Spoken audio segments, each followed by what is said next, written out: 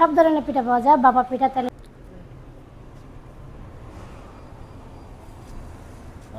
সম্মানিত উপস্থিতি, সম্মানিত আমার এমকে মিডিয়া ফেসবুক প্রিয় বন্ধু এবং শুভাকাঙ্ক্ষী যারা আমাকে এই মুহূর্তে দেখছেন, পরবর্তীতে দেখবেন, আপনাকে সবাইকে জানাই কাতার থেকে শীতকালীন বিকালবেলা শুভেচ্ছা এবং অভিনন্দন।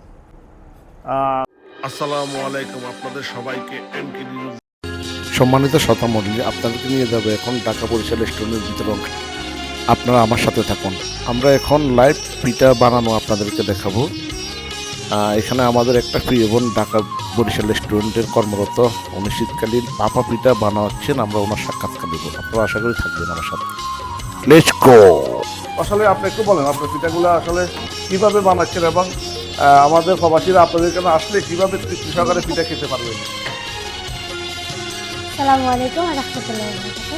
আমাদের এখানে সব ধরনের পিঠা পাওয়া যায়, বাবা পিঠা, তেলের পিঠা, আর কি পোয়া পিঠা, তারপরে শীতল পিঠা। শীতল পিঠার সাথে 3 জাতের ভর্তা আছে, শুটকি ভর্তা, ধনিয়া পাতা ভর্তা আর সরিষা ভর্তা। আর একটা পিঠা আছে যে ছোটবেলা মানুষের পিঠা দিতে, ওটা আছে পাটি সাপটা পিঠা আছে।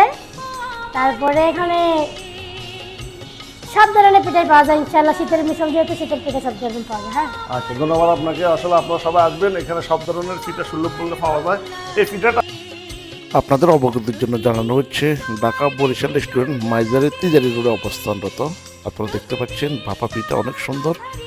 আপনারা আসবেন, তৃপ্তি করে এখানে খেতে পারবেন।